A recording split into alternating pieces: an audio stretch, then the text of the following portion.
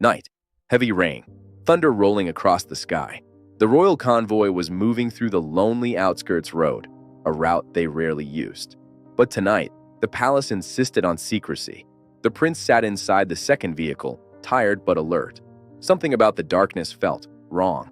Then it happened. A dark SUV shot out from the bushes, headlights off until the very last moment. Crash. Metal slammed against metal. The convoy spun out of control. A bodyguard died instantly.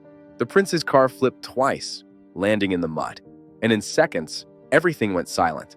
But someone was watching. Someone who wasn't supposed to be there. She had been running, away from home, away from a past she couldn't erase. A simple village girl with nothing but a torn bag and a heart full of fear. She heard the crash before she saw it. Drawn by panic and curiosity, she rushed toward the scene and froze. The royal crest. Blood everywhere. Unconscious guards. And then she saw him, the prince. He was alive, barely. Blood trickled down his forehead. His breathing shallow. She looked around. No one else had arrived yet. Something inside her, compassion, fear, instinct, made her move.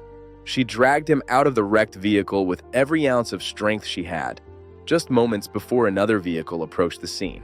Not rescue, not ambulance, not royal guards. Men in black clothes. No insignia, no mercy. She hid with the prince behind a collapsed wall, holding her breath.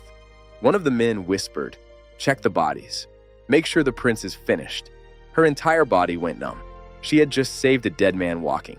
With every drop of strength left, she carried him through the rain, across the muddy slope, into an abandoned shed at the edge of her village, a place no one visited anymore.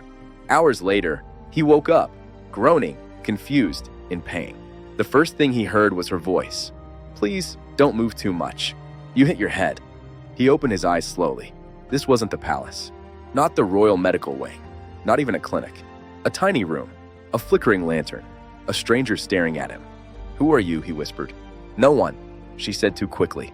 He studied her face. Something about her eyes felt painfully familiar. But the moment he tried to sit up, she placed her hand on his shoulder. "You have to trust me," she breathed. "Someone wants you dead, and they're still searching." The prince froze. "How do you know that?" She swallowed hard. Because she'd heard it herself. Because she'd hidden him while assassins searched the wreck. But instead of confessing, she whispered, "Because I saw the men who attacked your convoy." His heart dropped. He knew exactly what that meant. This wasn't an accident. It was treason.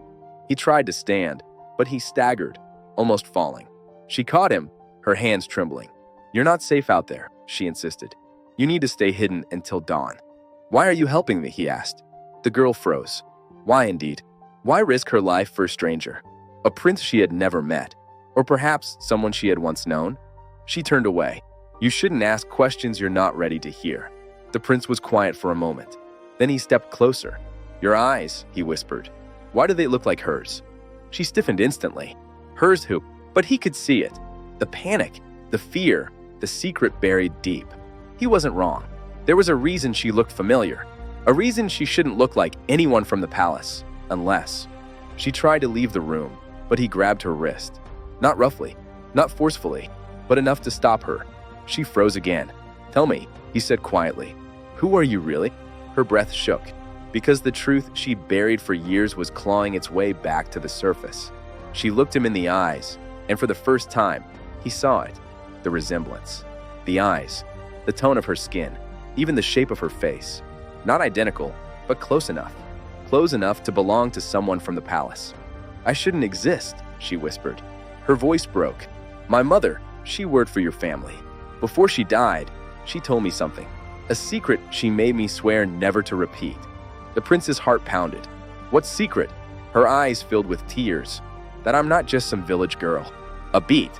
I'm connected to the royal bloodline." The lantern flickered. The wind howled outside. And the world seemed to stop. Episode 1, end. To be continued in Episode 2.